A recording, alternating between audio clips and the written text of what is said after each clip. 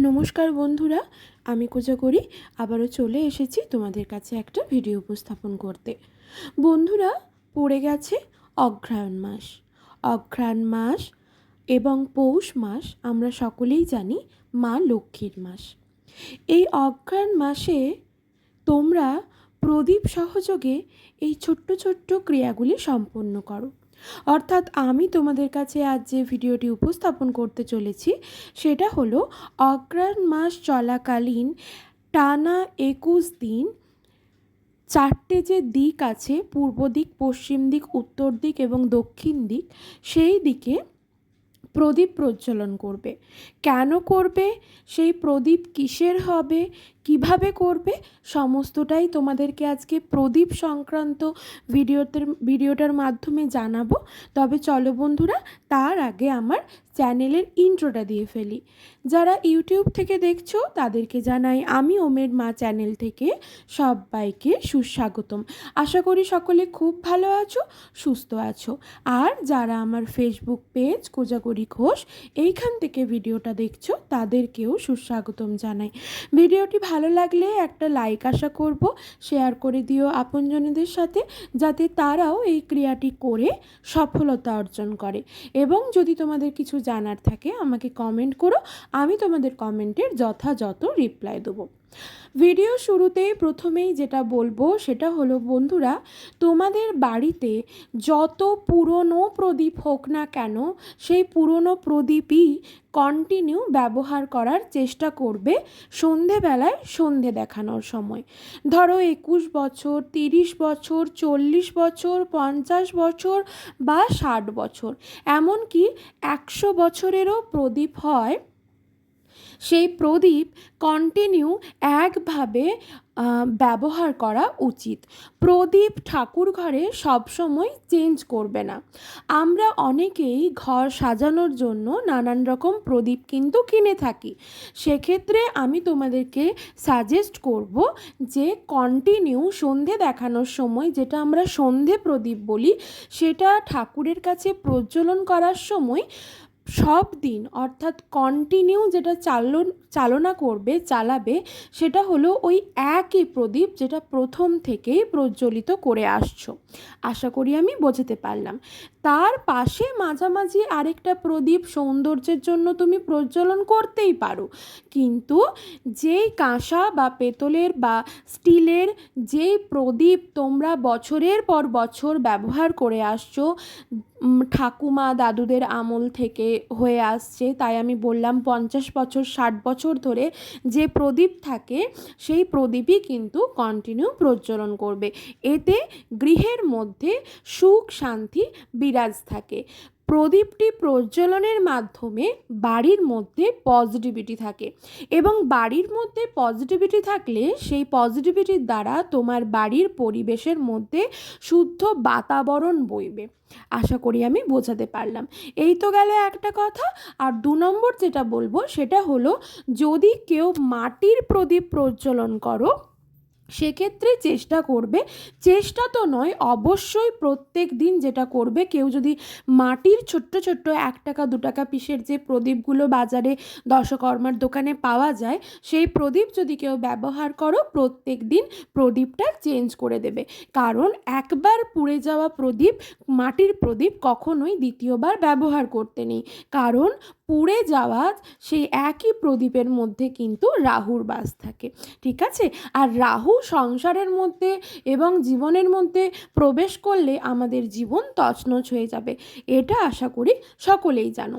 এরপর প্রদীপের যে স্পেশাল টোটকা ক্রিয়াগুলো তোমাদের সাথে শেয়ার করব, ভালো করে শুনে নাও। অগ্রহায়ণ মাস চলছে। অগ্রহায়ণ মাস চলাকালীন টানা 21 দিন প্রদীপ প্রজ্বলন করো পূর্ব দিকে। পূর্ব দিকে, বাড়ির পূর্ব দিকে একটি কাঁসা বা পেতলের প্রদীপ টানা 21 দিন প্রজ্বলন করো। অবশ্যই ঘিযুক্ত প্রদীপ।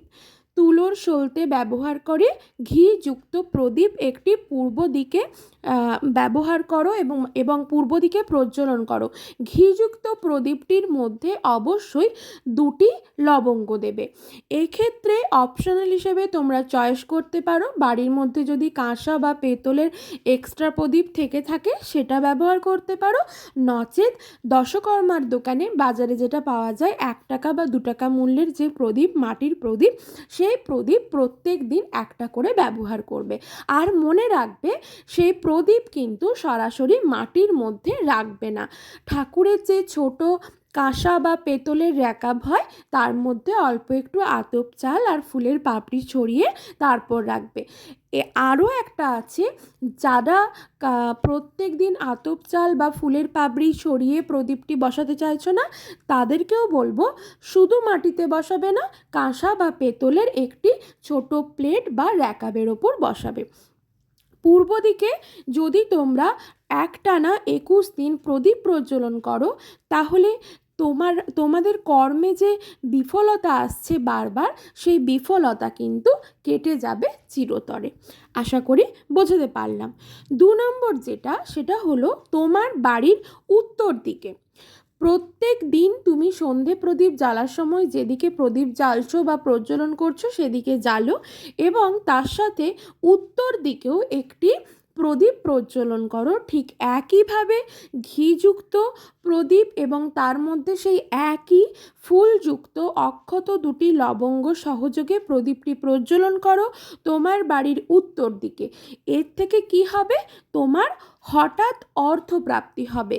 তাছাড়া অর্থ রিলেটেড যা সমস্যা তোমার জীবনে কুড়ে কুড়ে খাচ্ছে, জীবনটাকে তোমার জীবন তছনছ করে দিচ্ছে, অর্থ রিলেটেড যে সমস্যা, ধরো কেউ তোমার কাছ থেকে ধার নিয়েছে, প্রয়োজনের সময় ধার নিল কিন্তু সেই ধার সে শোধ করছে না, তোমাকে বারবার বিপদের মুখে ফেলছে। আবার কিছু মানুষ আছো অর্থ সঞ্চয় করে রাখছো, কিন্তু তোমাদেরকে এমন পরিস্থিতির সম্মুখীন হতে হচ্ছে যে সঞ্চিত ভাণ্ডারে তোমাদেরকে হাত দিতে হচ্ছে। অর্থাৎ অর্থ রিলেটেড সমস্যা কাটানোর জন্য এবং হঠাৎ অর্থপ্রাপ্তি কখন হয় বন্ধুরা? যখন আমরা লটারি কাটি। তো হঠাৎ অর্থপ্রাপ্তির জন্য উত্তর দিকে কন্টিনিউ 21 দিন প্রদীপ প্রজ্বলন করো, ঘিয়ের প্রদীপ 2টি অক্ষত লবঙ্গ সহযোগে। 3 নম্বর সেটা হলো পশ্চিম দিকে এবং দক্ষিণ দিকে আমরা কখনো কেউ মুখ করে ঠাকুরের পুজো করি না। পশ্চিম দিকে এবং দক্ষিণ দিকে আমরা কখনোই ঠাকুরের পুজো করি না। এক্ষেত্রে বলবো ঠাকুরের পুজো হিসেবে নয়, এটা টোটকা হিসেবে তোমরা পশ্চিম দিকে একটি ঘিয়ের প্রদীপ প্রজ্বলন করো 2টি গোটা অক্ষত লবঙ্গ সহযোগে। এক্ষেত্রে কি হবে? বাড়ির মধ্যে যে অশান্তি বয়ে চলেছে সব সময়, বা স্বামী স্ত্রীর মধ্যে বা ভাইয়ে ভাইয়ে বা পারিবারিক যে অশান্তি গোলযোগ, সেই অশান্তি কিন্তু দূর হয়ে যাবে পশ্চিম দিকে যদি একটি প্রদীপ প্রজ্বলন করতে পারো কন্টিনিউ 21 দিন অগ্রহায়ণ মাস চলাকালীন। আজ থেকেই শুরু করে ফেলো, টানা 21 দিন করো, বা 21 দিন থাকতে থাকতে, অগ্রহায়ণ মাস চলছে, 21 দিন থাকতে থাকতে তোমরা এই ক্রিয়া শুরু করে ফেলো। 4 নম্বর সেটা দক্ষিণ দিকে আমরা প্রদীপ সাধারণত জ্বালি না। দক্ষিণ দিকে আমরা ধানতেরাসের দিন প্রদীপ প্রজ্বলন করি, জমদীপ দান করে থাকি। এক্ষেত্রে যদি দক্ষিণ দিকে টানা 21 দিন অগ্রহায়ণ মাস চলাকালীন একটি প্রদীপ প্রজ্বলন করতে পারো, একইভাবে কাঁসা বা পেতলের কিংবা মাটির প্রদীপ ঘি দিয়ে তুলোর সলতে ব্যবহার করে সেখানে গোটা অক্ষত 2টো লবঙ্গ সহযোগে প্রদীপটি যদি একটানা 21 দিন তুমি প্রজ্বলন করতে পারো, তাহলে নানান রকম ঝামেলা ঝঞ্ঝাট থেকে মুক্তি পাবে। সেটা পারিবারিক হতে পারে, বন্ধু বান্ধবের মধ্যেও হতে পারে, সাংসারিক হতে পারে, স্বামী স্ত্রীর মধ্যে হতে পারে, বা সন্তান এবং মা বাবার সাথে যে উটকো ঝামেলা যেগুলো আমরা বেশিরভাগ সময় জীবন কাটানোর সময় বারবার নানা রকম উটকো সমস্যার মুখোমুখি হয়, সেই উটকো সমস্যাগুলো, সেই ঝামেলা ঝঞ্ঝাটের থেকে কিন্তু মুক্তি ঘটবে। তো বন্ধুরা, অগ্রহায়ণ মাস চলাকালীন একটানা 21 দিন ঘিযুক্ত প্রদীপ এই গোটা অক্ষত লবঙ্গ, ফুলযুক্ত লবঙ্গ সহযোগে প্রজ্বলন করো। মিরাকেল ঘটবে তোমার জীবনে, তোমার জীবন সুস্থভাবে তুমি জীবনযাপন করতে পারবে। সকলে ভালো থেকো, সুস্থ থেকো।